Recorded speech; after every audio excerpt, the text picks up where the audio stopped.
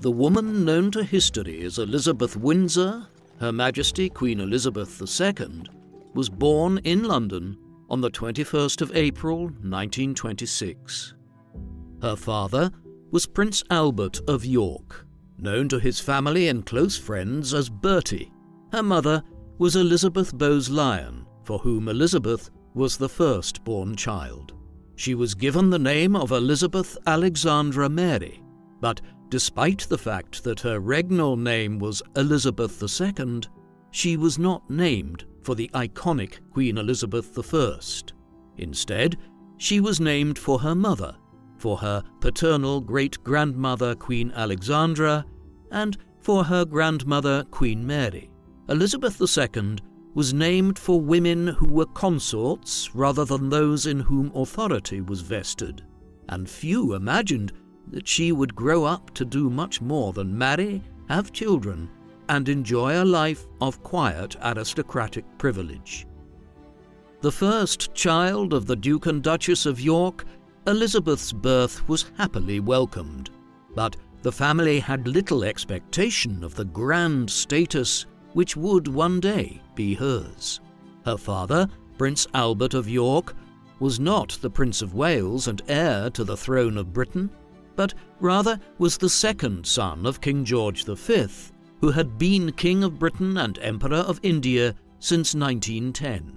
Bertie's older brother, Prince Edward, who was called David within the family, was next in line to inherit the throne. David was not yet married, but he was just 32, only 18 months older than Bertie. He had not married by the time Elizabeth was born, but most people were of the opinion that the Prince of Wales still had plenty of time to marry, have children, and secure the royal line in this way. Thus, few people would have imagined when she was born in the spring of 1926 that Princess Elizabeth of York would one day be Queen. Even though she was the third grandchild of King George V and Queen Mary, Elizabeth's birth was accompanied by great excitement, as she was theoretically the third in line to the throne. For most of the day, a crowd of reporters and well-wishers stood outside the house at 17 Bruton Street, where the Duchess of York had given birth, hoping for a glimpse of the members of the royal family coming and going to meet the newborn princess. King George V and Queen Mary were among the first to pay a visit to 17 Bruton Street that very day, eager to meet their first granddaughter. The Queen pronounced her a, quote, little darling with a lovely complexion and pretty fair hair, while the King was equally taken with his newest grandchild. Elizabeth became a great favourite not only with the British newspapers and magazines who christened her Princess Betty, but also with the senior members of the royal family.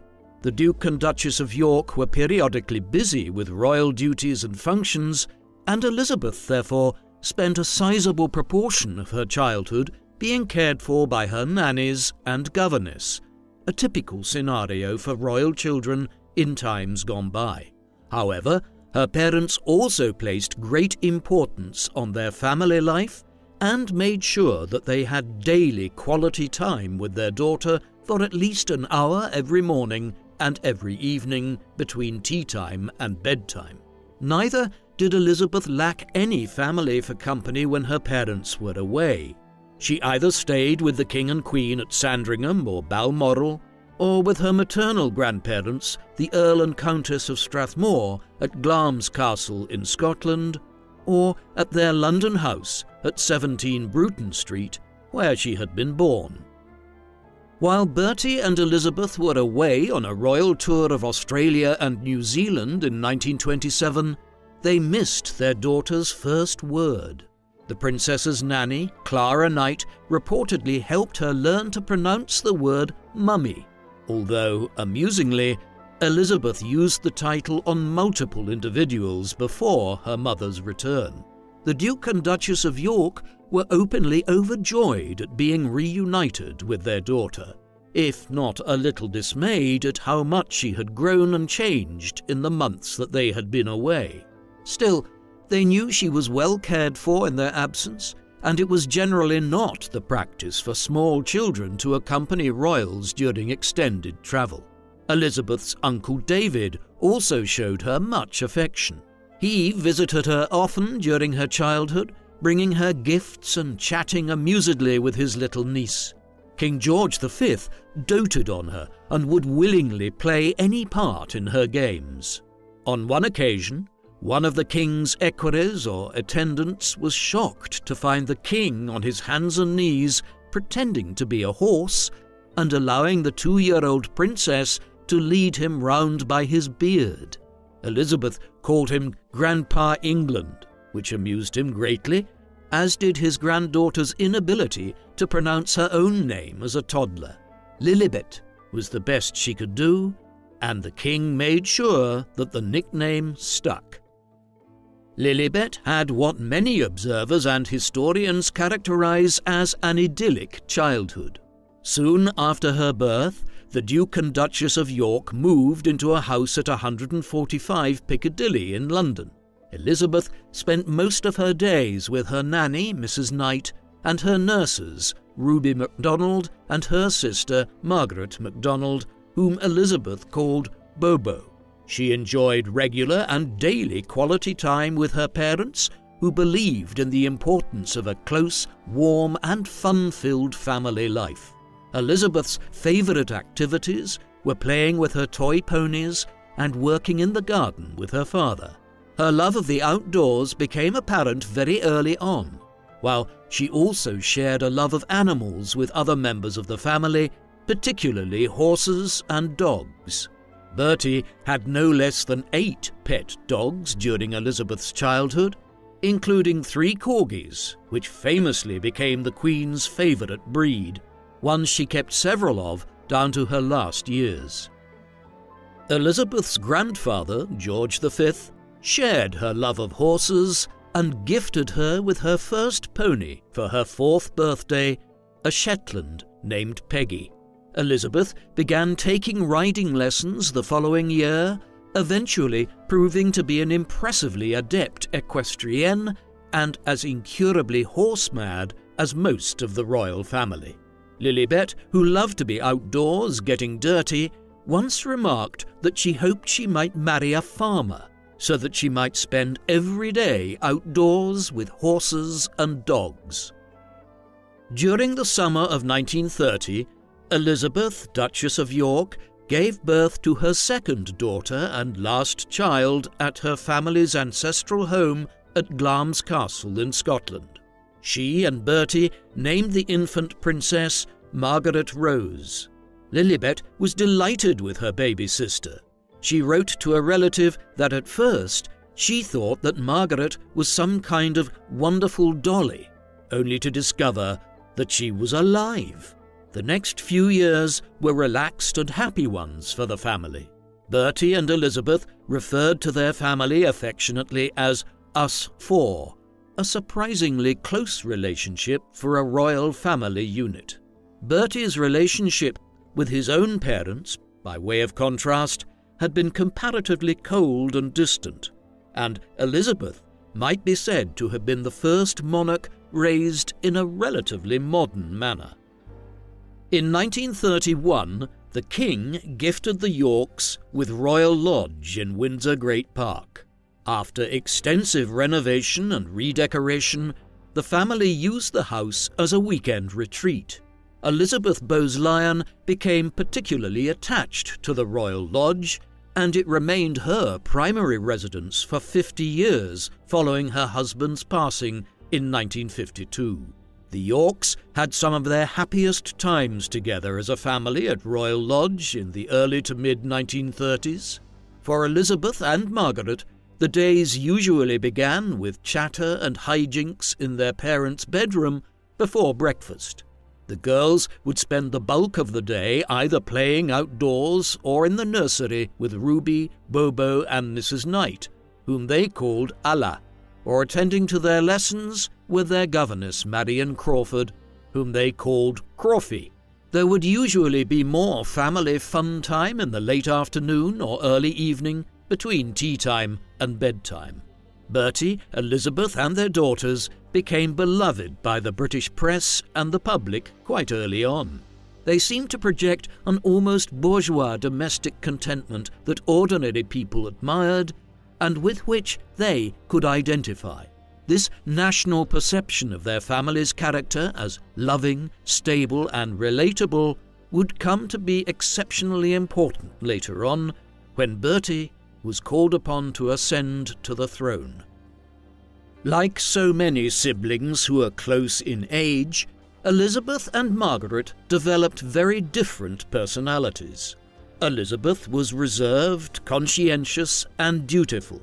Adults who met her were impressed by her quiet dignity and composure from a young age. She was efficient and tidy, carefully arranging her shoes outside the nursery door and lining up all of her toy ponies in a neat row each night before bed. That being said, she also had a sense of humour and fun that were no doubt enhanced by having her sister Margaret as a nursery companion. Whereas Elizabeth was reserved, Margaret was openly affectionate. While her sister was practical and dutiful, Margaret was romantic, imaginative, and often mischievous. There were the inevitable struggles between them as young children. Margaret had a tendency to bite when she was incensed with Elizabeth, who, equally incensed, would hit her back. Elizabeth expressed annoyance that Margaret seemed always to want whatever she wanted.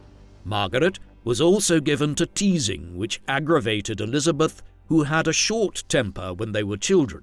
But at the same time, she was enormously protective of her younger sister, conscientious about keeping talk of unpleasant or frightening things to a minimum in front of her, and mindful to include Margaret as much as possible. Their relationship would eventually be complicated and strained by the family's proximity to the crown, but nonetheless, throughout their lives, the two sisters remained close and loving confidants. Compared to the royal court, where the monarch was head of the church, the York household was a much more secular space.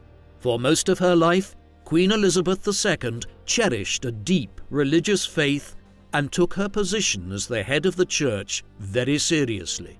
But during her childhood, her parents placed far more emphasis on kindness, consideration, order, and good manners than on religious devotion. Holidays meant large family gatherings, and Elizabeth and Margaret enjoyed summers in Scotland and Christmases and Easters at Sandringham in Norfolk. They received a weekly allowance of 1 shilling each, and Elizabeth saved most of hers throughout the year to buy Christmas presents for her family. Small gifts rather than extravagant ones were preferred, and the royal family still observes this tradition of simple gift-giving today, even after Elizabeth's passing. Even in her later years, the Queen enjoyed the white elephant or gag gifts most of all. A recent biography noted a bit of whimsy that sat on a corner of the Queen's bathtub, a crowned rubber duck, a gift from one of her grandchildren. During childhood Christmases at Sandringham, Elizabeth and Margaret often received books, dolls, toy horses, and sweets. Elizabeth kept a careful list of gifts she had received and who had given them to her, making sure to send a thank you note to each one. She also carefully smoothed out and saved the wrapping paper to be reused later, as wrapping paper was something of a luxury item in 1930s Britain. Marion Crawford, or Crawfie as she was known, Elizabeth and Margaret's governess, seemed to think that the two girls lived isolated and lonely lives. She later wrote of her concern that the princesses did not have the opportunity to see or experience nearly enough of the real world. She wanted to take them on many more excursions than were permitted, to ride the tube or the London subway, to play in a public park, to meet and mix with ordinary children. However, such excursions were difficult to undertake due to the media attention that might ensue. The York princesses were simply too recognizable to the London public. It is interesting that Crawfey did not reflect on the fact that Elizabeth and Margaret actually did spend time with quote-unquote ordinary people all the time. In fact, they spent the bulk of their time with Ruby, Bobo, Mrs. Knight and Crawfey herself, all of whom came from working-class backgrounds. In light of this, it seems doubtful that the girls could have failed to absorb something of their sensibilities, values and beliefs. It had been Mrs. Knight who had taught Elizabeth to save her used wrapping paper, to be conscious of waste and ostentation. It was to Bobo and Crawfey that Elizabeth would constantly turn, either to share her joys or her worries. Some observers and historians disagree with Marion Crawford's perception of the princesses as lonely and isolated. While they concede that the girls generally did not get many opportunities to meet ordinary children, they point out that they were permitted to play with plenty of children from their own set. This included the children of extended family members and children of the aristocracy. And while Crawfey's descriptions of the princesses portrayed them as mostly down-to-earth, other writers have emphasized that Elizabeth and Margaret were ultimately never in doubt of their status. They were, after all, curtsied to by almost everyone after their father became king, and, as many children do when they believe they can get away with it, they sometimes did not hesitate to remind their playmates of their right to get their own way. As close-knit as the family was, their social dynamics could be as complex as those of any other family. Margaret's outgoing and affectionate nature resulted in a close relationship with her parents that Elizabeth might have envied. Additionally, as the elder daughter, the expectations of Elizabeth were higher, and became increasingly so as the family's proximity to the throne shifted in the ensuing years. On the other hand, Elizabeth had a stronger affinity with other members of the royal family as a child, including her grandparents, King George V and Queen Mary, than Margaret did. The sensible and pragmatic Queen Mary felt a special kinship to her eldest granddaughter, whose personality and outlook on life strongly resembled her own. Members of the family were often impatient with Margaret, seeing her as having a difficult character, distrusting her conspicuous high-spiritedness, her frankness, and her passion. Reserved, neat, practical, and dignified, Elizabeth had more in common with her grandparents. Despite the difficult dynamics that seem to afflict all families, Elizabeth and Margaret had a relatively happy childhood and a surprisingly quiet, slow, and predictable one, considering their status as royals. The fact that Elizabeth nor those around her ever expected her to be Queen of Britain is evident from the approach to her education. With Crawfey, she and Margaret studied English literature and history.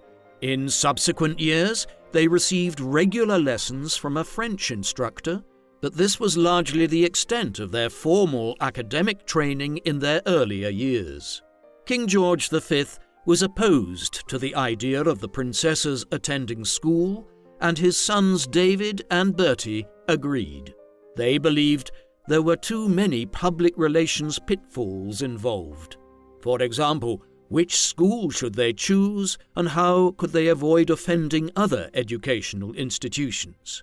How could the princesses pursue a normal education while being constantly singled out and scrutinized?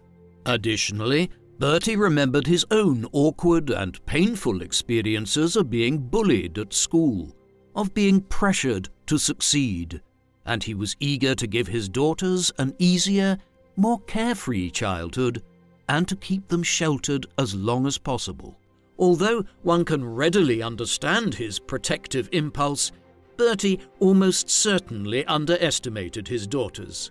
Even as young girls, they were far more confident and self-possessed than Bertie had been at their age, and both might have benefited greatly from being able to attend school and receive a more varied and challenging education.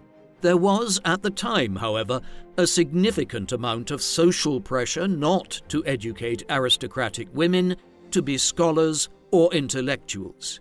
One did not want to be labelled a blue-stocking, a derogatory term for an educated woman who ought to prefer a more traditional female role. Elizabeth Bowes-Lyon was initially in favour of sending the girls to school, but ultimately came to agree with the other senior royals. After all, she herself had also been educated at home by a governess. Throughout each week, the princesses attended to their lessons daily, but usually did not study for more than 2 or 3 hours. Additionally, the Duke and Duchess of York often thought little of interrupting schoolroom activities in favour of family fun time, a habit that worried the princess's governess. Crawfey privately believed that Elizabeth and Margaret should have a more rigorous education, but her position in service to the royal family did not permit her to criticise Bertie and Elizabeth's approach to educating their children. Crawfey managed to discreetly bring the matter to the attention of Queen Mary, who heartily agreed that her granddaughters should have the most varied education possible, even if under informal circumstances. Queen Mary began to take the girls on regular outings herself to museums, galleries, and historic sites. In addition to their studies in the schoolroom, Elizabeth and Margaret received piano, voice, and dance lessons. The naturally charismatic Margaret proved to be especially talented in the performative arts. She was a natural mimic with a facility for accents, had a lovely singing voice, and a hilarious knack for comic timing. Famed writer and performer Noel Coward once observed that had Princess Margaret been permitted to pursue a career in the theatre, she undoubtedly would have been an enormous success. Elizabeth could play piano decently enough, but she was far less interested in the arts than Margaret. Interestingly, the sisters also got the chance to learn and practice domestic arts. They had a child-sized cottage playhouse on the grounds of their weekend retreat at Royal Lodge, a gift to the princesses from the people of Wales. Everything was in miniature, but the little house was stocked with every convenience, including hot running water and modern appliances, and even a wireless set.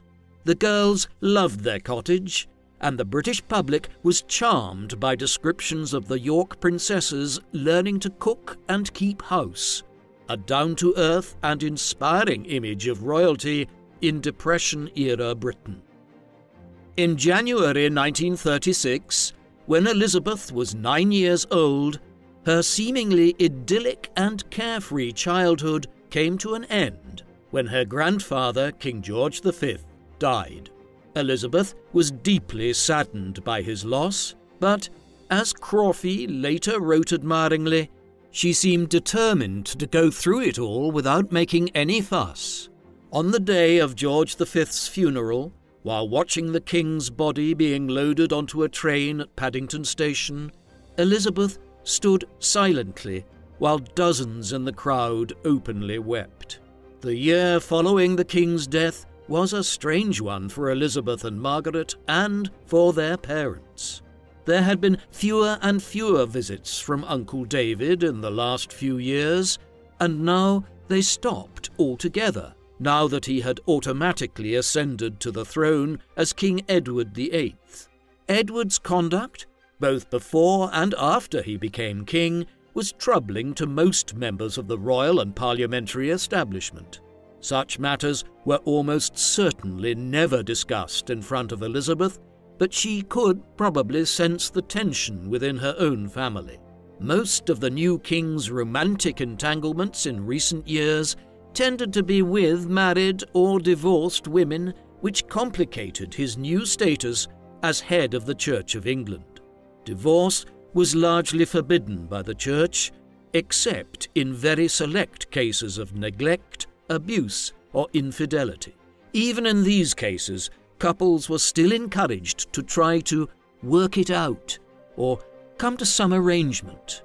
Because Edward was destined to become the head of the Church, which frowned to such an extent on divorce, his relationships in the past had been controversial. But Edward's most recent relationship, and the one which he was still involved in when he became king in January 1936, with Mrs. Wallis Simpson, an American socialite and divorcee who was still married to her second husband while having an affair with Edward, was scandalous by the standards of the time.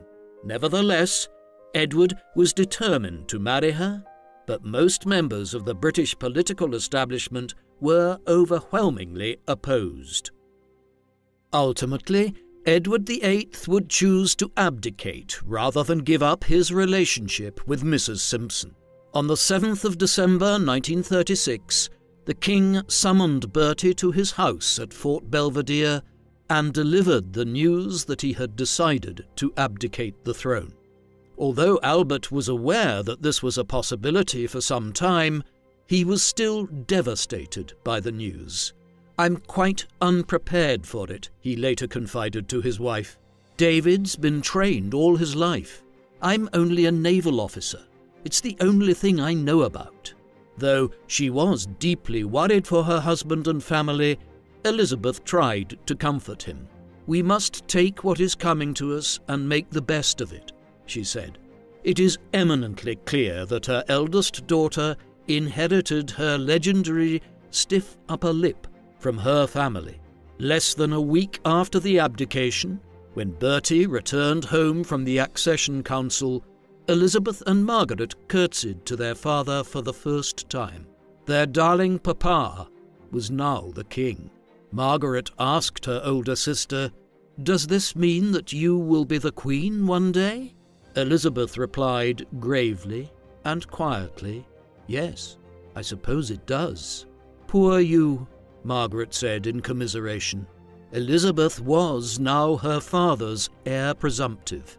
The family had to leave their home at 145 Piccadilly, though admittedly they were moving into the plusher surroundings of Buckingham Palace, the main royal palace in London.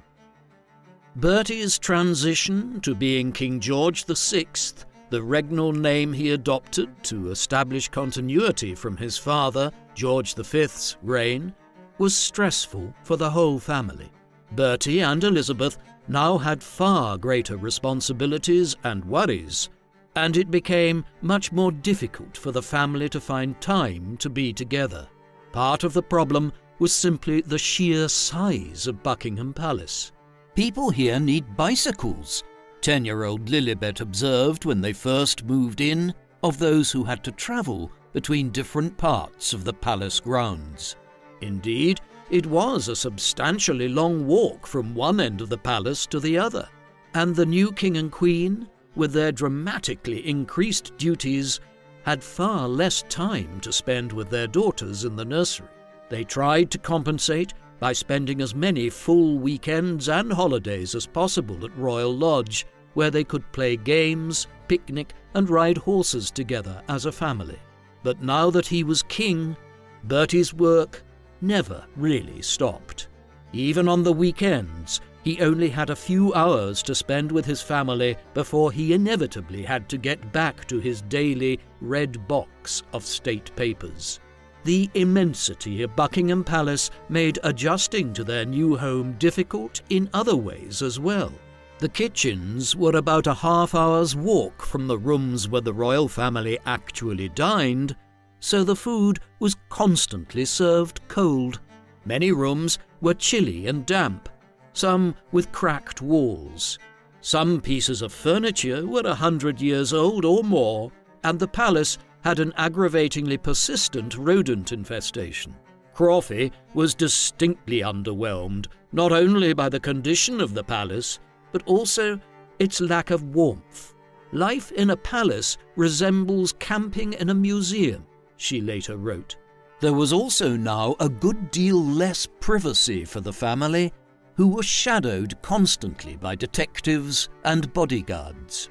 Such is the lot of being a member of the royal family, no matter how attractive a prospect it might look from the outside.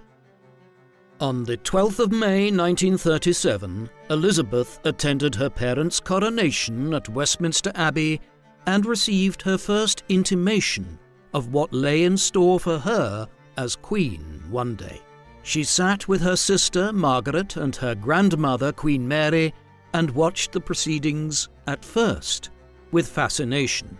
Mindful of her position as his heir presumptive, Bertie tasked his eldest daughter with writing a detailed account of the coronation, which today rests in the royal archives. Elizabeth was impressed by the beauty, majesty, and seeming magic of the service, and she observed that the abbey itself seemed suspended in a haze of wonder. As the coronation ritual stretched on and on, however, she became impatient. "The service got rather boring, as it was all prayers," she later wrote. Anxious to know when it would be over, she quietly flipped through her program. She then discreetly nudged Queen Mary and pointed out the word finis, meaning the end in Latin, on the last page of her program, and she and her grandmother smiled conspiratorially at one another. The following year, Elizabeth began to attend private classes at Eton College with the Vice Provost, Sir Henry Martin. In order to prepare her for her future role as Queen, she studied constitutional law and the history of the monarchy. Martin emphasized strongly that the secret of a successful monarchy is adaptability. He pointed to the ongoing collapse of ancient royal houses and asserted that the British monarchy had largely forestalled a similar fate by drawing back the curtain of mystery, allowing themselves to become more accessible to the public and by being receptive to public opinion. This contrasted with France, where an aloof and largely uncaring royal establishment of the 18th century had been brought to a shuddering and ultimately bloody end with the French Revolution. By way of contrast, Elizabeth's grandfather, King George V, cognizant of the anti-German sentiment among the people during the First World War years, changed the royal family's name by proclamation in 1917, from Saxe-Coburg-Gotha to Windsor. While this did nothing to erase the king's heritage or make people forget the fact that Kaiser Wilhelm was in fact his first cousin, it was a powerful statement of King George V's identity as a British king, a leader and defender of his people. Another key aspect of Sir Henry Martin's instruction was his emphasis on the importance of broadcasting, which, since the reign of George V, has remained one of the primary means the royal family uses to connect with the public, from radio in George's time to television speeches, interviews, and in-depth documentary films in more recent decades. When their father ascended the throne, Elizabeth and Margaret were still very young, and because of their dramatic status change, they were now destined to live their lives in an even more rarefied atmosphere than the one into which they had been born. There was concern within the family that, in consequence, the girls might become even more isolated. Bertie's younger sister, Princess Mary, who was honorary president of the Girl Guides, suggested they might like to join a guide troupe. There were, of course, major issues with this proposal, similar to the ones that had prevented the princesses from attending school. How could their security be ensured without restricting their experience? Would they be accepted in a cooperative egalitarian group like the Girl Guides in light of who they were? Would any accommodations to the princesses be viewed as preferential treatment? Finally, it was decided that a special troupe would be formed consisting of relatives and the daughters of the aristocracy. Margaret, who was not yet old enough for the Girl Guides, was admitted to the troop as a brownie. 20 girls, roughly Elizabeth's age, met regularly at Buckingham Palace beginning in 1937.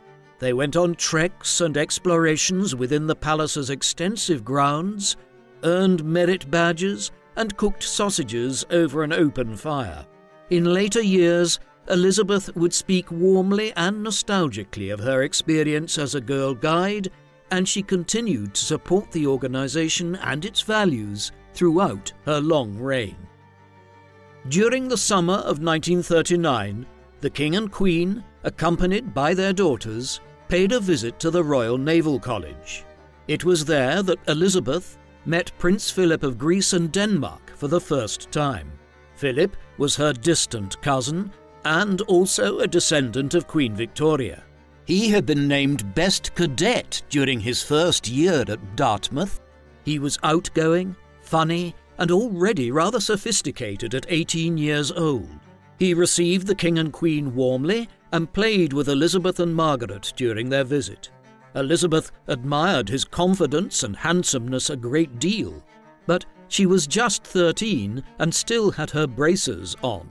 It would be quite a few years before Philip would come to see her as a young woman rather than a child. Philip's uncle and closest male mentor, Louis Mountbatten, Bertie's cousin, was especially eager to encourage ongoing interactions between his nephew and the future Queen, seemingly anxious to have some influence over the next generation of royals. Throughout 1938 and 1939, London began to transform in anticipation of a potential war with Germany as the Nazis became ever more aggressive in their pursuit of land in Central Europe, annexing Austria first, then the Sudetenland, and finally Czechoslovakia. Anti-aircraft batteries were installed, bomb shelters were constructed, and gas masks were issued to tense and dismayed citizens. When war was finally declared in September 1939, Elizabeth and Margaret began to listen as closely to the wireless as the rest of the British public, hoping for good news. Crawfey read them the newspapers daily, but she made efforts to edit out whatever she believed to be too shocking. Elizabeth, in turn, tried to shield Margaret from news and information about the war that she thought would upset her. Elizabeth was encouraged to try to continue as normal, but she was as eager to contribute to the war effort and do her bit in the unfolding crisis as were many young people of her generation. She and Margaret organised weekly sewing parties in their schoolroom during the fall of 1939 and the spring of 1940 to produce goods for the war effort. The King and Queen insisted that they and their daughters should follow the rationing requirements, although they still enjoyed the privileges of having game from their own estate and fresh produce from the gardens. During the autumn of 1940, the princesses were secretly sent to live at Windsor Castle for the duration of the war, since it was the most well-defended royal residence. This was in keeping with government policy which saw London emptied of the vast majority of its children and elderly people during the Blitz, the bombing campaign by the Germans between the autumn of 1940 and the early summer of 1941. Bertie and Elizabeth made an effort to spend as many weekends as possible at Windsor, but because they remained at Buckingham Palace for most of the week, it was a worrisome and confining adjustment for two young girls. There were blackout curtains at every window, lights were kept as low as possible, and a small group of carefully chosen soldiers stood guard, ready to take the princesses to an undisclosed safe house should an attack occur. The British media, as anxious as the government to protect the princesses, made no effort to uncover or expose their whereabouts. Newspapers reported only that they were safe and staying at an undisclosed location somewhere in the country. For 5 years, Elizabeth and Margaret tried to carry on as normal, attending to their lessons daily, but there were now all kinds of new and frightening realities to confront, including preparation for air raids. They tried to distract themselves by exploring the castle and playing hide-and-seek. The staff tried to keep them as occupied as possible and treated them kindly. They invited the princesses to tea parties with cakes and biscuits baked by the mothers and sisters of the guards, and the king's librarian took them down to the underground vaults of Windsor Castle to see the crown jewels. Knowing the Nazis' reputation for plundering cities like Vienna and Paris that they had conquered, these historic treasures had been hidden from potential invaders, along with innumerable other important artifacts and pieces of art from British museums and galleries. The British newspapers praised the fortitude of the princesses in their isolated life, noting that they obeyed rationing, kept their gas masks clean and near at hand, and planted a victory garden in which they grew fresh vegetables for themselves. The Blitz began across southern England during the summer of 1940. Like the rest of the people of London who found it near impossible to sleep during the bombings, Elizabeth and Margaret tried to stay calm during air raids. They would hurry down into the dungeons of Windsor Castle and try to distract themselves by reading, singing, or telling stories. By the end of the war, the Germans had dropped no less than 300 bombs around the great park of Windsor Castle, just a small fraction of the tens of thousands of bombs which rained down across England during the conflict. On the 13th of October 1940, 14-year-old Elizabeth gave her first public speech on the wireless during Children's Hour on the BBC, in which she offered comfort and encouragement to all of the children displaced by the war. The future Queen stated, "We know, every one of us, that in the end all will be well, for God will care for us and give us victory and peace. And when peace comes, remember it will be for us, the children of today, to make the world of tomorrow a better and happier place. My sister is by my side, and we are both going to say good night to you. Come on, Margaret." Then came Margaret's higher and unmistakable younger tone, "Good night, children." The broadcast was an international sensation, particularly in North America, where many British evacuees were sheltering. Hundreds of schools and churches throughout the United States and Canada installed wireless technology just to hear the princess's speech, and the BBC received numerous requests to repeat the broadcast. London may have been devastated by the Blitz, but Hitler had utterly failed to weaken British morale, and he then foolishly began to turn his attention to Russia, believing that Britain would soon decide to negotiate peace terms with the Nazis. He was wrong. It was during the last few years of World War II that Elizabeth came of age and began to assert her independence. This assertion was more subtle in Elizabeth than in other young women. She was, overall, dutiful and eager to please her parents, but she nonetheless had her own convictions and a will of her own. Bertie and Elizabeth were not keen to see their daughter grow up too quickly. Above all, they wanted to forestall the moment when their family, us four, would be separated.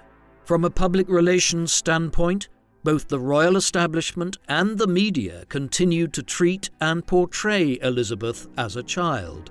Even at age 16 or 17, Elizabeth might still be dressed in an outfit that matched Margaret's, who was over 4 years younger. Elizabeth also continued to live in the nursery wing and complete her lessons daily with Crawfie. It was not until her 18th birthday that she was finally given her own suite of rooms outside of the nursery. In anticipation of her future role as queen, she was also made a councillor of state. Her parents began to give her more royal duties, including giving speeches at public functions and serving in charitable organisations. However, for Elizabeth, this was not enough. Having come of age in the midst of a calamitous war, she was, like many members of her generation, highly practical.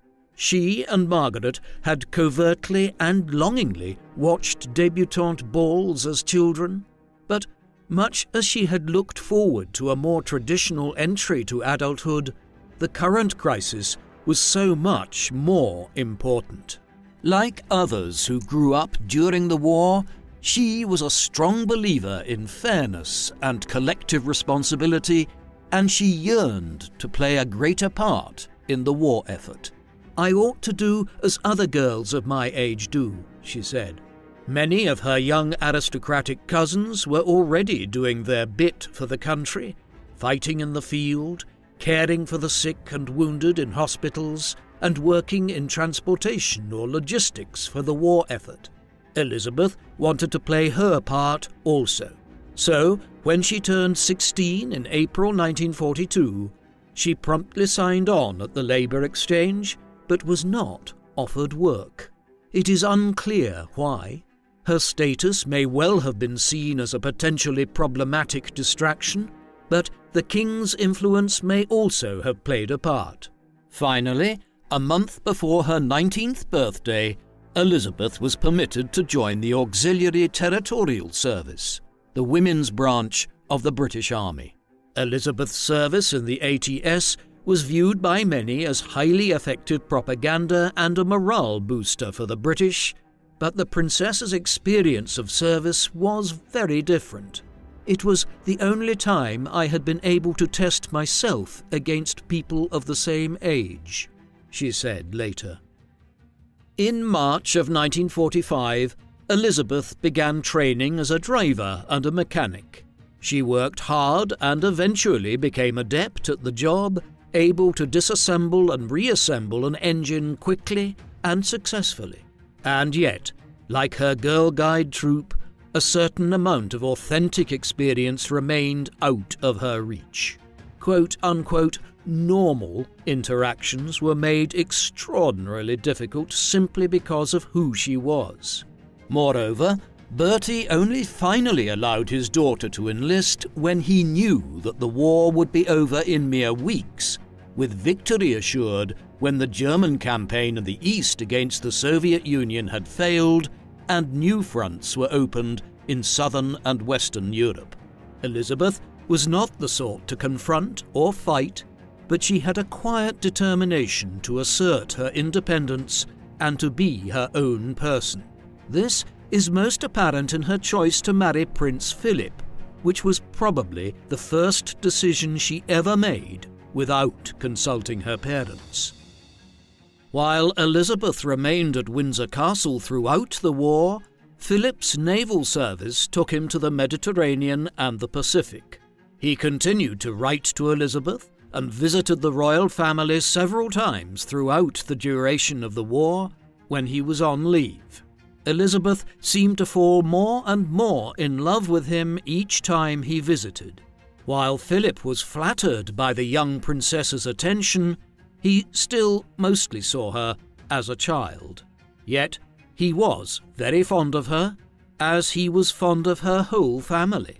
Bertie, Elizabeth, and their daughters had a closeness that was very attractive to Philip, who had spent much of his childhood lonely and separated from his own family.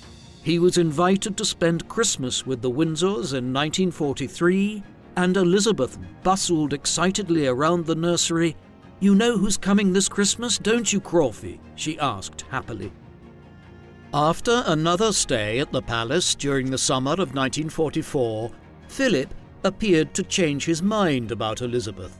The two were very different people, but that was, perhaps, part of the attraction. He was sophisticated, opinionated, and often painfully irreverent, whereas she was innocent and demure. But she was also unfailingly faithful, dependable, and honest, as few people in his life had been. And Elizabeth may have found Philip's tendency towards plain speaking refreshing. He certainly said and did things that Elizabeth could not, but perhaps sometimes wished to. Following Philip's visit, his uncle, Lord Mountbatten, known affectionately to the royal family as Dicky, promptly broached the subject of Philip's marriage to Elizabeth with the King and Queen. Bertie and Elizabeth initially had numerous reservations about Philip, particularly regarding his temperament, his reputed way with women, his rebelliousness, and his family's partial German heritage. Additionally, they believed that Elizabeth, at 18, was still too young to be betrothed. Lord Mountbatten subsequently approached other courtiers and politicians to advocate for his nephew's suit. Elizabeth did not display any outward resentment that her parents were lukewarm about her relationship with Philip, but neither did she hide her feelings from her family or household. Crawfey later wrote that the princess kept a picture of Prince Philip displayed in her sitting room. When Crawfey inquired whether it was wise to do so, as anyone who saw it might begin to gossip and speculate, Elizabeth realized her governess was right and put the picture away, replacing it instead with a photograph of the prince with a thick and unruly beard. "There," she said, satisfied. "I defy anyone to recognize who that is." Victory in Europe Day on the 8th of May 1945 saw greater crowds in the streets of London than anyone had ever seen before. Multitudes stood outside Buckingham Palace cheering and calling for the royal family to emerge onto the balcony. "We want the king," they chanted. Elizabeth stood with her parents, Margaret, and Prime Minister Winston Churchill, proudly wearing her ATS uniform and waving to the cheering crowds. That evening, in a burst of high spirits, the royal family went out onto the streets of London to join the dancing and celebrating that seemed to be going on everywhere. Elizabeth and Margaret repeated their outing together the next night as well. "We walked for simply miles," Elizabeth wrote in her diary, "through Trafalgar Square, Piccadilly, Pall Mall." The two sisters, who had grown up so sheltered, joined their fellows before the gates of Buckingham Palace after midnight to cheer for their parents, the King and Queen, who waved from the balcony. The evidence everywhere in London of the ravages of war was as heartbreaking to Elizabeth and Margaret as to the rest of the city, and yet they walked, cheered, sang, and danced with other young Londoners who, like the princesses, had shed their childhood in a time of war. Such was the sense of unification among the Second World War generation when what seemed then like the greatest struggle in history came to an end. By 1946, with the war over and England returning to some form of normality, Elizabeth had established a more adult routine. Each morning she was awakened by Bobo, now the princess's dresser rather than her nanny, who helped her get ready for the day. She attended to her correspondence and her obligations to her various charities, and attended royal council meetings. She now had her own independent household in Buckingham Palace, including her own receiving rooms for palace business, 2 ladies-in-waiting, a footman, and a housemaid. She was also finally permitted to choose her own clothes and decided what fashions she preferred. The Depression and the war had had their impact on fashion. Rationing meant that each person was limited to 1 outfit per year, and the struggles of the times made ostentatious dress seem vulgar and disrespectful. Elizabeth Bowes-Lyon had taken care to dress her daughters respectably, but simply, and the public admired that she often made over some of her own garments to clothe the girls. Therefore, when Lilibet came of age, she unsurprisingly showed little interest in high fashion and seemed to prefer an elegant, but modest and traditional look. Besides, she was a countrywoman at heart and was much more comfortable in clothes that were functional. It is therefore ironic that as Queen, she would ultimately prove to be an international fashion icon. The unique outfits created by her personal staff were designed to be as distinctive and memorable as possible. Throughout her tenure as Queen, she grew to appreciate the art and artistry of fashion and loved the bright colours and occasionally avant-garde ensemble that were chosen for her. These amazing outfits certainly made it difficult to lose the Queen in a crowd. During a visit to Balmoral during the summer of 1946, Philip proposed to Elizabeth, and she accepted. Her father, the king, however, insisted they wait until after Elizabeth's 21st birthday the following spring to announce the engagement. Some historians speculate that this may have been a strategy to try and keep them apart long enough for one or both of them to lose interest. Perhaps Bertie was simply reluctant to let his beloved Lilibet go just yet. King George VI and Queen Elizabeth took their daughters with them on a state visit to South Africa in the spring of 1947. During this, Elizabeth was warmly and enthusiastically received by the crowds who came out to greet the royal family. The 21st of April 1947 was Elizabeth's 21st birthday. It was declared a national holiday and a great ball was held in her honour at Cape Town. Earlier that afternoon, she gave an historic speech which was broadcast all over the empire, composed by Sir Alan Lascelles. When Elizabeth first read it, tears reportedly filled her eyes. "I declare before you all that my whole life, whether it be long or short, shall be devoted to your service and the service of our great imperial family to which we all belong. But I shall not have the strength to carry out this resolution alone unless you join in it with me, as I now invite you to do. I know that your support will be unfailingly given. God help me to make good my vow, and God bless all of you who are willing to share in it." The royal family returned to London early in the summer of 1947. Elizabeth and Philip's several months of separation had seemingly had no impact on their determination to marry. In the weeks following her return, she was often seen out and about with Philip in the passenger seat of his black MG sports car. On the 8th of July, they announced their engagement. The prospect of having a full-blown and public royal wedding was something of a public relations gamble during the immediate post-war period. On the one hand, it might bolster British morale at a time when rationing was still in force and the economy was still recovering from the long war effort. But conversely, the expense of a royal wedding could be perceived as totally out of touch with the difficult economic situation confronting the country. In the end, the British public seemed excited at the prospect of a royal wedding. Numerous ordinary citizens and well-wishers donated their clothing ration coupons to help produce the bride's wedding dress, which was designed by Norman Hartnell in ivory satin with a 15-foot train, with the white roses of York painstakingly stitched in pearls. Prior to their wedding, Philip renounced his German surname and his Greek and Danish titles, becoming simply Lieutenant Philip Mountbatten.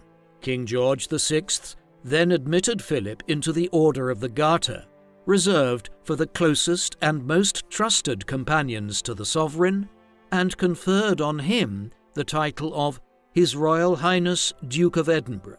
On the 20th of November 1947, Elizabeth and Philip were finally married with great celebration at Westminster Abbey. From all over the world, the couple received over 10,000 congratulatory telegrams and nearly 3,000 wedding gifts. 2,000 people attended a public reception just to see the couple's wedding gifts displayed. The next few years were happy and contented ones for Elizabeth and Philip. The king gifted them with the royal residence of Clarence House next to St. James's Palace, and the newlyweds spent time renovating and improving it for themselves and their growing family. On the 14th of November 1948, just 6 days before their first wedding anniversary, Elizabeth gave birth to her first child, Prince Charles. The following year, on the 15th of August, she and Philip were blessed again, this time with a daughter, Princess Anne. Beginning in 1948, Philip was stationed in Malta, and despite the birth of 2 children and her royal duties and responsibilities, Elizabeth tended to give priority to being at her husband's side during the early years of her marriage, even if her children remained in England. Charles took his first steps without either of his parents there to witness the milestone, just as Elizabeth had spoken her first word with only Mrs. Knight, Bobo and Ruby to tell the tale. Elizabeth made efforts to spend at least an hour with her children every morning, and at least another hour between bath time and bedtime. When they did not accompany their parents abroad, Charles and Anne were left in the care of their nannies at Clarence House, or stayed with their grandparents, the King and Queen, when they went to Sandringham. While some have criticised Queen Elizabeth for this approach to motherhood, it is worth noting that her own mother and father had parented Elizabeth and Margaret in much the same way, and still considered themselves a close family. In 1950, Marion Crawford published The Little Princesses, to the shock and dismay of the entire royal family. Crawford had remained one of Lilibet's closest confidants even after her retirement as governess in 1947. Miss Crawford had approached Queen Elizabeth for permission to publish the memoir, and the Queen had refused, horrified by the notion. The publication went ahead regardless and became an immediate bestseller, netting over £75,000. The Windsors felt utterly betrayed. They severed all ties with Miss Crawford and never communicated with her again. From then on, the royal family would refer to anyone who wrote a royal memoir as doing a Crawford. By the standards of the modern tell-all memoir, The Little Princesses is an overwhelmingly idealized, sentimental and flattering portrait of 2 children Marion Crawford obviously loved dearly following her long years working with them. But in 1950, it seemed to be a gross and vulgar violation of the royal family's privacy and a betrayal of the trust they had placed in their children's beloved governess. Since then, the royal family has had many more people who have worked closely with them do a Crawford, and sharing human and relatable details about the royal family has become increasingly less objectionable over time. The royal family themselves have done so several times since the 1970s. Queen Elizabeth permitted the creation of 2 family documentaries, allowing camera crews and production staff into royal residences. Several biographies of Queen Elizabeth and Prince Philip were published during their lifetimes, particularly so from the 1990s onwards.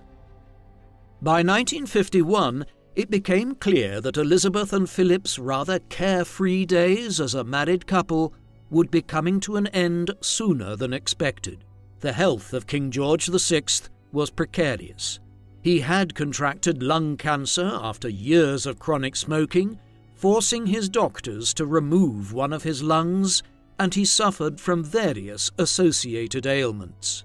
Elizabeth and Philip had to take on far more royal duties during the king's illness, and finally, Philip was forced to give up his naval career. In October, they departed for a royal tour of the United States and Canada on the king's behalf. And in January of 1952, they undertook another major tour, the first stop on which was Kenya. Bertie saw his daughter and son-in-law off at the airport. It was the last time he would see Elizabeth. King George VI, known to his family as Bertie, died quietly in his sleep a week later. It was dawn in Nyeri, Kenya, and Elizabeth was up early, watching the sunrise at a lookout point at the famed Treetops Hotel. Speaking years later to a biographer, former Royal Equerry Mike Parker described a moment of peace and wonder that morning when a magnificent eagle appeared and hovered above them. "I never thought about it until later," he said, "but that was roughly the time when the king died." Elizabeth's private secretary, Martin Chartres, heard the news about the king's death at a local hotel. He quickly telephoned Mike Parker at Sagana Lodge, where Elizabeth and Philip were staying, and asked him to inform the new queen of what had happened. Parker, who couldn't bear to tell her, asked Philip to speak to her instead. Philip took his wife into the garden to give her the terrible news. Elizabeth appeared to pace up and down the garden agitatedly, but when she came back inside, she was calm. She apologized to her staff for the lack of notice, but said they would have to leave as soon as possible. By the time Chartres arrived, her face was flushed, but she was otherwise composed, writing letters of apology for the abrupt end to the tour and the necessity of cancelling multiple engagements. Before they departed, Chartres asked her what regnal name she would choose. Sovereigns often choose a name that shows continuity with the past or reverence for a certain line of rulers. Elizabeth preferred to keep things simpler. When asked what her regnal name would be, she replied, "My own name, Elizabeth, of course. What else?" It was a fitting beginning to the straightforward, no-nonsense reign of Queen Elizabeth II. When Elizabeth returned to London in February 1952, her grandmother, Queen Mary, promptly paid her a visit at Clarence House, insisting that she, her old granny and subject, must be the first to kiss her hand. Elizabeth was shocked and deeply affected by the reverence, and it brought home the reality of her new position to her even more forcefully. The next morning, she addressed the Accession Council at St. James's Palace, affirming in her speech her desire to serve dutifully. When her father had been crowned king, he had been hailed as both king and emperor, but in the light of the ongoing collapse of Britain's colonial empire, his daughter was styled Queen of the United Kingdom, the head of the Commonwealth, and Queen of her other realms and territories. This distinction is not necessarily immediately apparent, but it was an important one, signifying that the British monarch was no longer the ruler of an empire, but an honorary queen of individual dominions which would each have the right to decide their own degree of affiliation and commitment to the Commonwealth. A little over a year later, on the 2nd of June 1952, Elizabeth's coronation was held in Westminster Abbey. In a notable break with precedent, it was the first time that a coronation for a British sovereign had ever been broadcast live. Officials had reacted with horror in previous decades to the notion of allowing full public consumption of such momentous events in Westminster Abbey. A live broadcast had been suggested for the coronation of King George VI and Queen Elizabeth in 1937, but the Archbishop of Canterbury had hotly rejected the proposition, claiming that ordinary people could not be trusted to show the proper reverence. The Archbishop was particularly disturbed at the idea that people might be able to listen to the sacred service while drinking in their local pub, and with their hats on. The Duke of Edinburgh, who chaired the planning committee, was strongly in favour of televising the coronation, making the monarch more accessible to the people in a modern way. The committee finally agreed, but insisted that the camera pan away from the ceremony during the anointing and communion. Elizabeth wore an exquisite ivory satin gown which, according to her instructions, was minutely embroidered with the floral emblems of every country in the Commonwealth. After taking the coronation oath, she was anointed, invested with regalia, and crowned to cheers of "God Save the Queen." The crowds outside the Abbey erupted in celebration, and millions of people across Britain who were watching the event on television cheered along with them. Thousands of households and businesses had purchased or rented television sets just to see the coronation. From the point that she ascended the throne in 1952, the central challenge of Queen Elizabeth's life was to keep personal and family life firmly compartmentalized from her life and duty as the monarch. Unfortunately, this proved to be an immensely difficult goal to achieve and was no doubt the cause of great pain and regret to her over the years, because her duty as queen had to always come first. Because of her unique position, she could rarely express her opinions for fear of potentially sparking a constitutional crisis. She had to be endlessly diplomatic. During the decades following her accession, the monarchy faced successive challenges, including public interrogations of its cost to taxpayers and questions about its real utility in the modern world. In addition, public fascination with scandals within the personal lives of the royal family threatened to undermine their legitimacy. The late Queen was often praised for the manner in which she approached these crises, with her first priority being her position as head of state, of the Church, and the Commonwealth. Others criticized her approach to her family's personal struggles and asserted that she could have been a better mother to her children or a better sister to Margaret, even if that meant potentially compromising her duty as queen. After her sister's coronation, Princess Margaret was waiting for her carriage in front of the Abbey when a photographer noticed her picking a piece of lint off a man's jacket, that of her father's equerry, Group Captain Peter Townsend.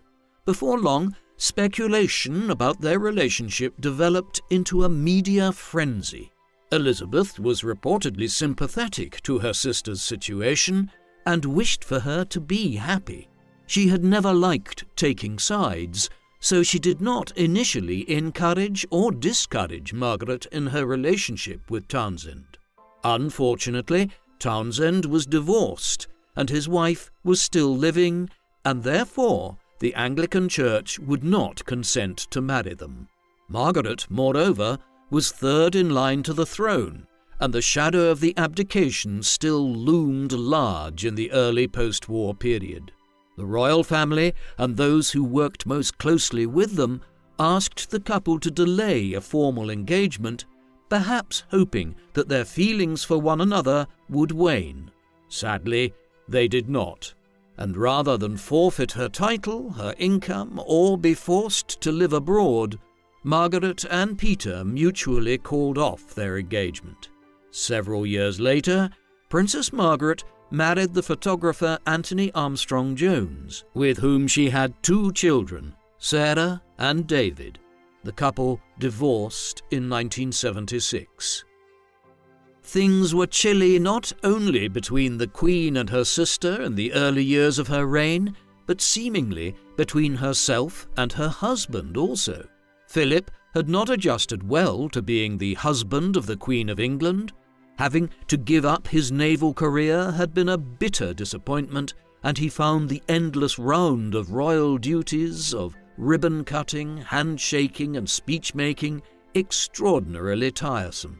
He was accustomed to a much more active life, and it was difficult for him to adjust to being a supporting act for the Queen. By 1957, American newspapers began to gossip about Philip and the supposedly questionable company he kept at the Thursday Club, a men's lunch club featuring a who's who of politics, finance, and the arts in Soho. Rumours of indiscreet behaviour by Philip and those accompanying him on the 1957 royal tour began to spread also. The palace denied the rumours. Eventually, Philip did manage to carve out a niche for himself and settle into his royal duties. An endlessly curious and adventurous man, he remained particularly interested in being a patron for science, technology, sports, and education initiatives. In 1957, Elizabeth made him a Prince of the United Kingdom through letters patent to thank him for his service to the Crown and the Commonwealth. He was not given the title of King Consort or Prince Consort due to overwhelming political opposition. Elizabeth's position as a female monarch was by no means unprecedented, but it was still a delicate one, especially in light of her wedding vows to love, honor, and obey her husband, which was still the conventional wording in the middle of the 20th century. Queen Elizabeth and Prince Philip eventually developed into a cohesive and effective team, and she described him on multiple occasions during their lifetimes as her strength and stay. The decades they faced together certainly did call for both strength and stability. The royal couple welcomed 2 more children in the next few years. Prince Andrew was born on the 19th of February 1960, and Prince Edward 4 years later on the 10th of March 1964. Prince Philip was firm in his insistence that their children be permitted to go to senior school with ordinary young people. Charles, Andrew, and Edward attended their father's alma mater, Gordonston in Scotland, and Anne attended Benenden School in Kent.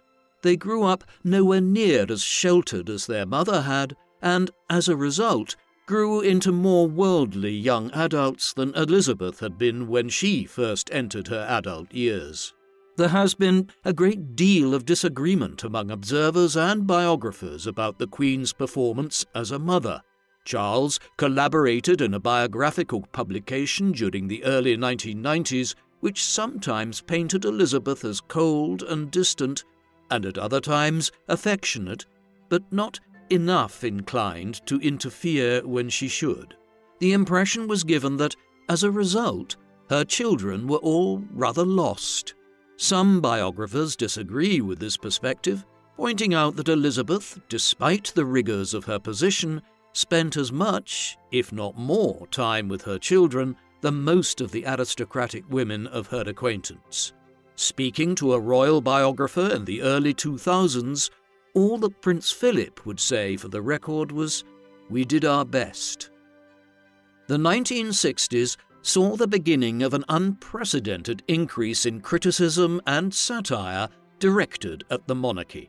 Only a few years earlier, making fun of members of Parliament or the royal family in public would have been viewed as shamefully disrespectful. But by the 60s, British comedians regularly began to poke fun at their political elites, especially comedians with Republican or progressive leanings, and British newspapers were far less reticent about publishing items injurious to their authority figures.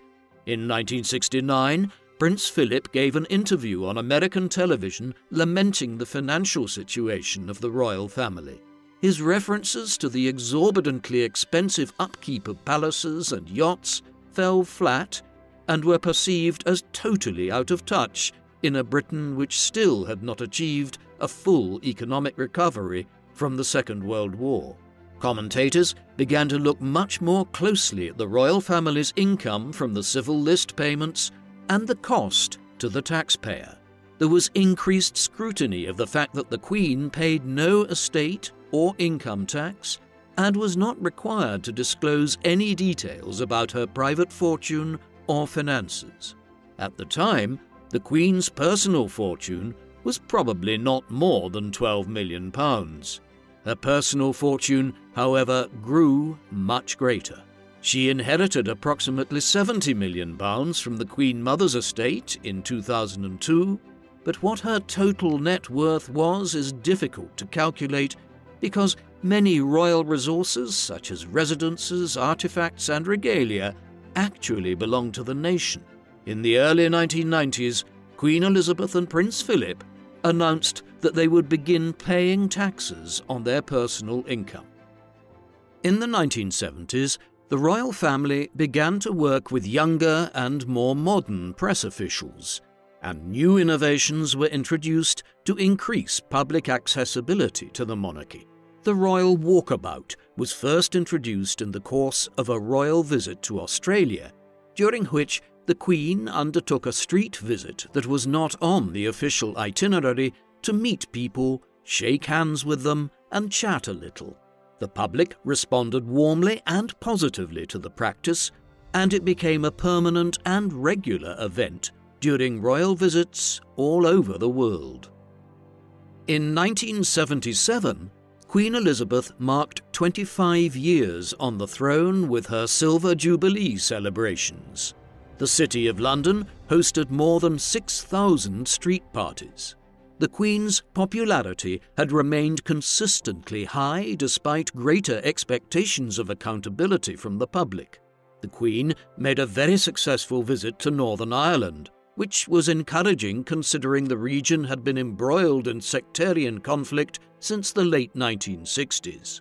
But the Northern Ireland troubles struck much closer to home during the next few years, and was the first in a fairly rapid succession of dangerous incidents that put the safety of the royal family and those who served them at risk. In 1979, Lord Mountbatten and his grandson were killed in a bombing in Ireland, for which the IRA, the Irish Republican Army, claimed responsibility. Similarly deadly attacks were carried out on several of the Queen's household cavalry and military musicians at Hyde Park in London in 1982. At the annual Trooping of the Colour ceremony celebrating the Queen's birthday in 1981, 17-year-old Marcus Sargent fired 6 shots at the Queen, which thankfully turned out to be blanks. Mounted side saddle on her horse Burmese, Elizabeth was startled, but she recovered quickly enough to effectively soothe her horse, and the public admired her grace under pressure.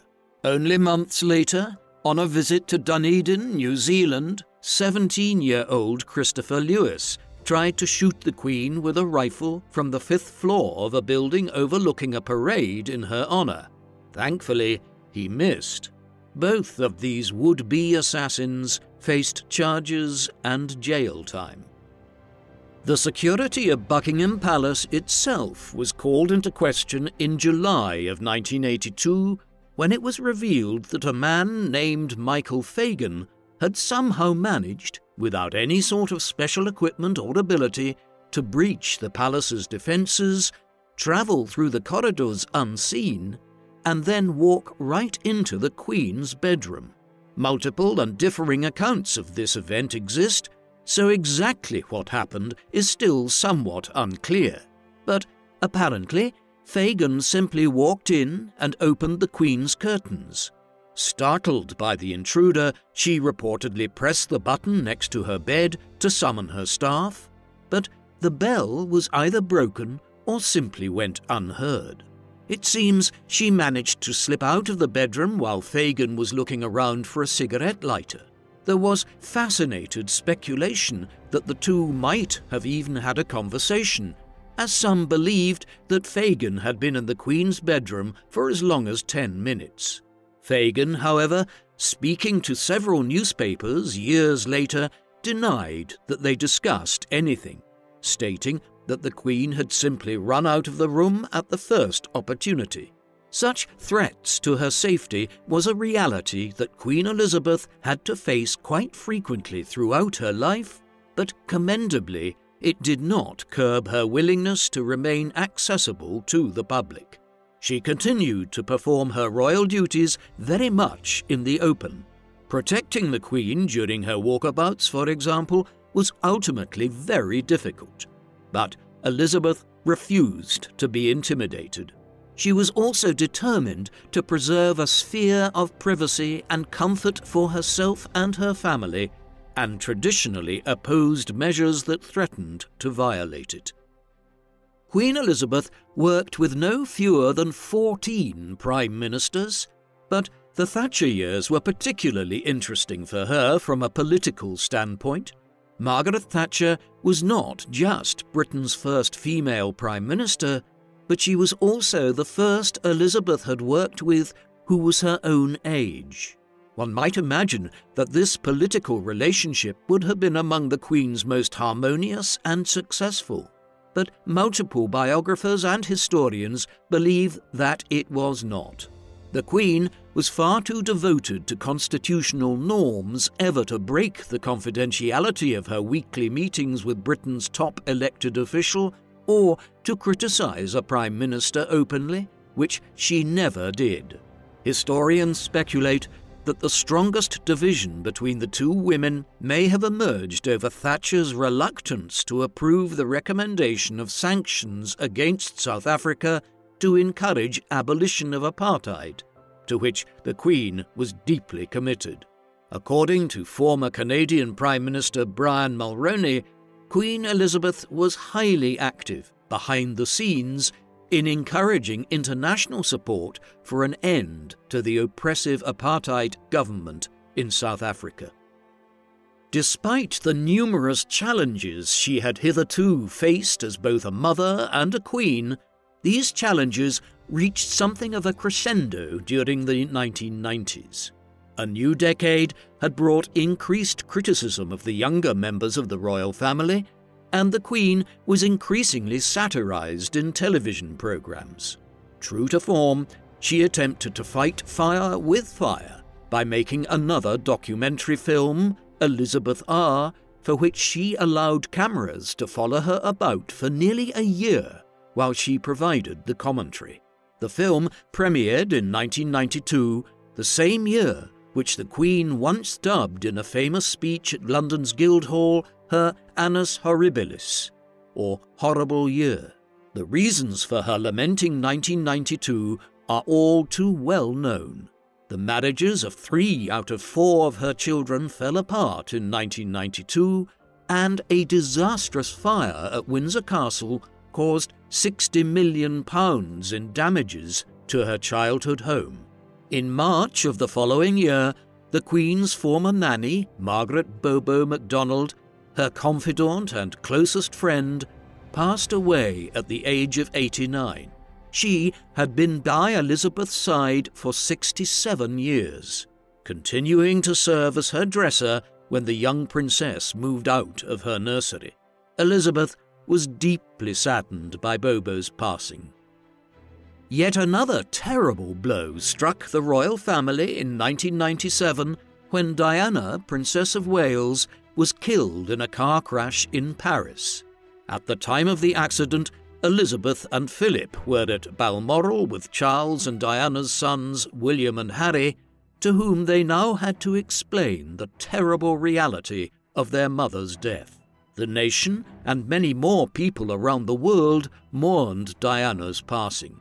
She had been widely popular and much beloved for her philanthropy and empathetic kindness, and an impromptu shrine consisting of thousands of cards, flowers, and tokens of sympathy accumulated in front of Buckingham Palace in the following days.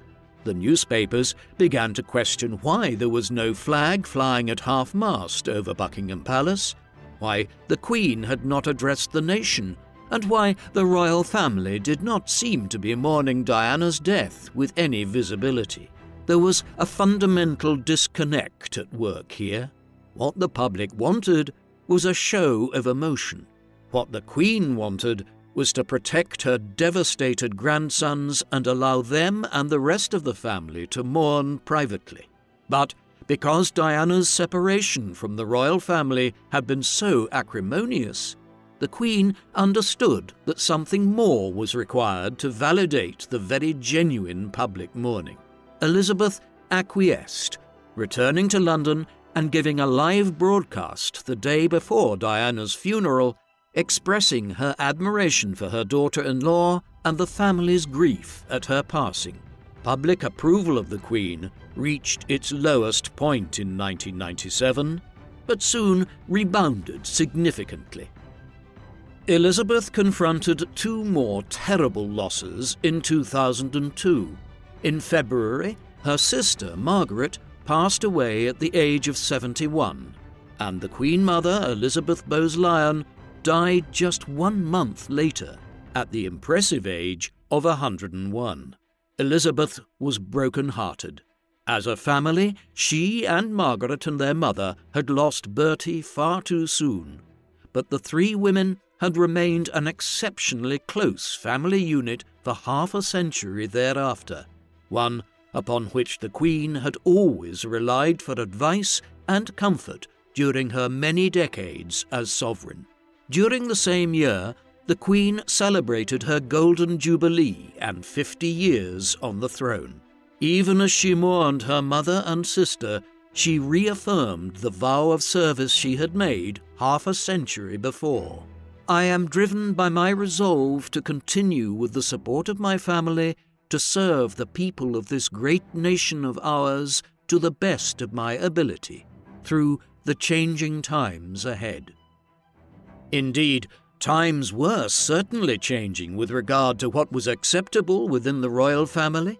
In 2005, she gave her blessing for Prince Charles to marry his longtime love, Camilla Parker Bowles, who was subsequently made Duchess of Cornwall. Because both Charles and Camilla were divorced, the couple were married in a civil service, and the Queen and Prince Philip did not attend the ceremony, but they happily attended the reception. As sovereign, Elizabeth was mindful of her position as head of the church, but she understood that times truly had changed considerably during her reign. Few people now expect that members of the royal family should marry anyone other than whom they choose. In a move that speaks even more strongly about letting go of the past, before she died, the Queen expressed her wish that the Duchess be given the title of Queen Consort at Prince Charles' coronation. This represents a major departure from the traditional approach to marriage and divorce within the royal family, especially in light of their long-time affair and Camilla's involvement in the breakdown of Charles and Diana's marriage. In 2012, the Queen reached the zenith of her popularity, with incredible approval ratings approaching 90%.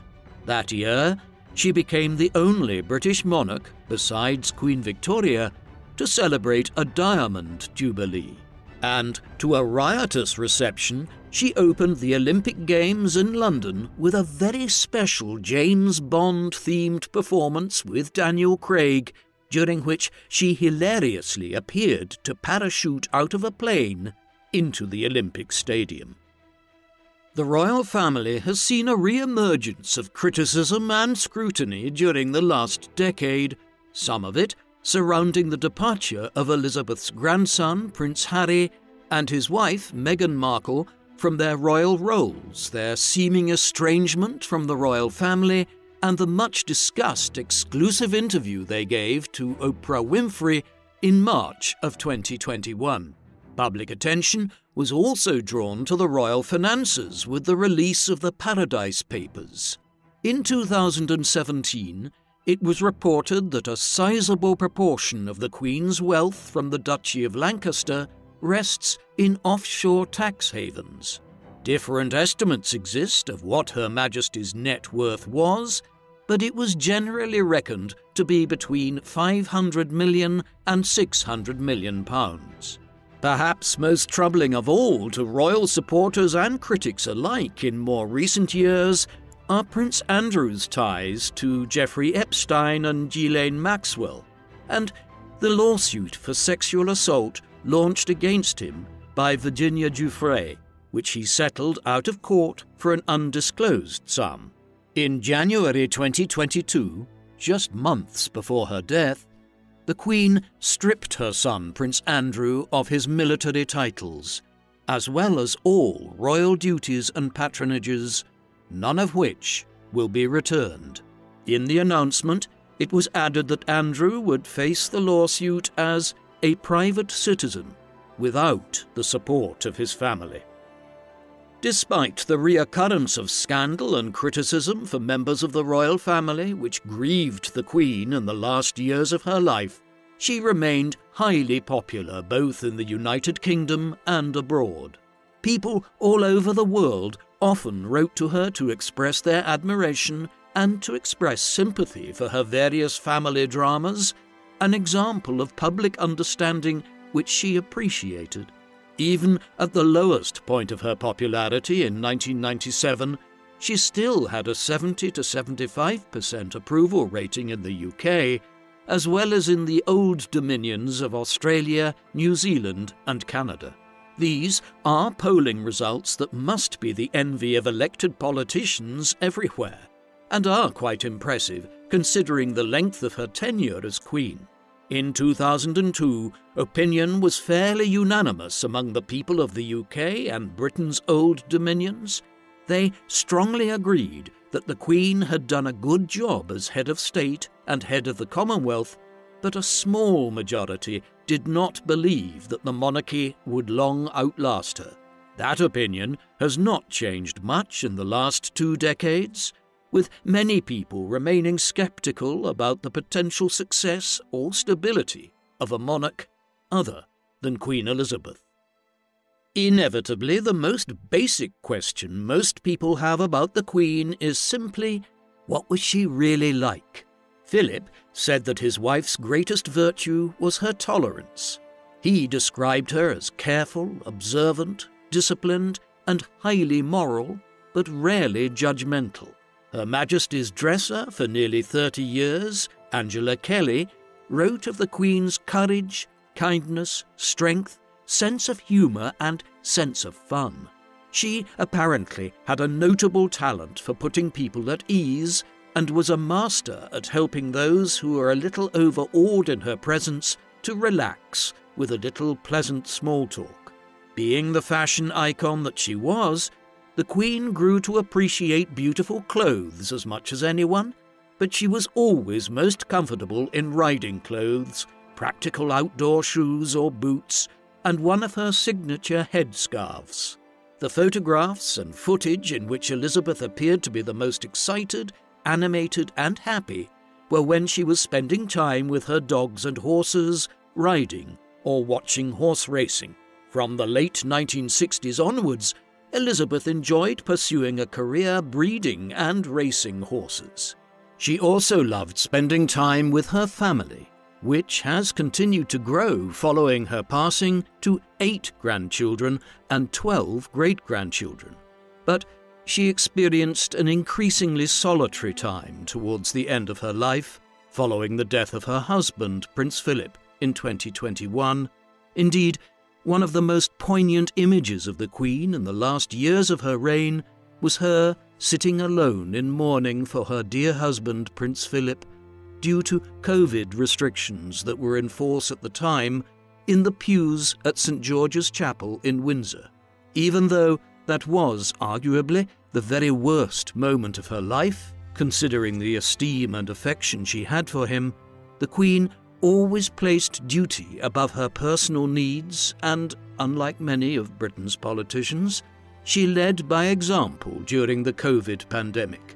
While in the last few years of her life, she passed along the bulk of her royal duties to Charles, Camilla, her grandson William, and his wife Catherine Middleton, Queen Elizabeth still cherished her position and duty as head of state and head of the Commonwealth. She would never have abdicated. "It's a job for life," she once remarked. "It's a question of maturing into something that one's got used to doing and accepting the fact that it's your fate, because I think continuity is very important." Some political commentators today are quick to dismiss the monarchy as outdated, needlessly sentimental, and a waste of resources. But others have argued that few, if any, elected politicians could ever hope to exercise the level of soft power that was at the core of the Queen's influence. Soft power refers to the ability to produce desired outcomes using gentle persuasion rather than compulsion or force. Elizabeth embodied British history. She provided a concrete link to her nation's past in the modern world. Further, the Commonwealth continues to play an important role for those countries that choose to belong to it. The association provides access to numerous resources for the further development and betterment of all member nations, and it is through these international partnerships that the Queen was able to concentrate some of her soft power. Commonwealth countries not only share resources and strategies for development, but also cultural, political, and judicial sensibilities. The Commonwealth is one type of tool for preserving international cooperation and friendship, and for the continued promotion of the rule of law, democratic institutions, and both civil and human rights. Elizabeth's reign witnessed a complete redefinition of both monarchy and empire, and in a fascinating paradox, the monarchy became in many ways more influential the more its actual power declined. The most popular members of the royal family in the 21st century function as super-ambassadors, politicians and diplomats who might refuse to deal with elected British officials invariably jumped at the chance to meet the Queen, who was called upon many times to encourage political accord by holding a royal event or visit. She left an immense legacy both to the British people and to the wider world, guiding Britain through greater social, political, economic and technological change than perhaps any monarch in history. She also provided leadership, comfort, perspective, stability, and a willingness to make change, whatever her people required of her within constitutional limits. But beyond this, Elizabeth was also a touchstone of global decolonisation. Countries and peoples with a painful history of British occupation and colonisation came to associate her with the gradual withdrawal from empire, the end of oppression, the beginning of independence and self-governance, and the beginning of international friendship on equal terms. It is worth noting that more than half of Britain's former colonies remain members of the Commonwealth today, and most of those who chose to withdraw still maintain good relations with the UK and have largely favourable approval ratings for the monarchy. All good things come to an end. When Queen Elizabeth II's Platinum Jubilee was celebrated in February 2022, it was done so with the awareness that it would almost certainly be the last major anniversary of the Queen's accession all the way back in 1952, as by the time the event was held in 2022, she was 95 years of age. As a result, Elizabeth was largely confined to balcony appearances at Buckingham Palace during the event. In the months that followed, her health declined precipitously, not least perhaps because of the loss of her soulmate and much-loved husband, Prince Philip. At this time, Prince Charles and other working royals were increasingly called upon to fill in for her at events. As such, it was perhaps not surprising when the news was released in early September 2022 that the Queen was very ill at her favourite residence, Balmoral in Scotland. In the end, she died faster than many had expected, though Charles and Anne were by her side when she passed on the afternoon of the 8th of September at 96 years of age. Her state funeral was particularly long to accommodate the long lines of people who wished to file by her body as it lay in state at Westminster Abbey throughout mid-September. Finally, on the 19th of September, after a private family ceremony, Queen Elizabeth II was laid to rest in the King George VI Memorial Chapel at Windsor Castle, next to her parents and husband. As is the custom with royal succession, Prince Charles succeeded his mother immediately upon her death, becoming King Charles III. He was 73 when he succeeded to the throne in September 2022, making him the oldest person to become monarch of Britain. In line with his mother's wishes, Charles's second wife, Camilla, became his queen consort at his coronation at Westminster Abbey on the 6th of May 2023. It was a remarkable occasion in the history of modern Britain, as it was the first royal coronation in over 70 years, and only the 6th coronation in the last 200 years. So, what kind of monarch will Charles be? His task is not as arduous as it once would have been. If Elizabeth had only lived into her 70s and Charles had become king in the late 1990s or early 2000s, it would have been problematic, given that he was, somewhat unfairly, depicted in many circles as the villain in the demise of his marriage to Princess Diana, and public opinion towards the Prince of Wales was very low following Diana's death in 1997.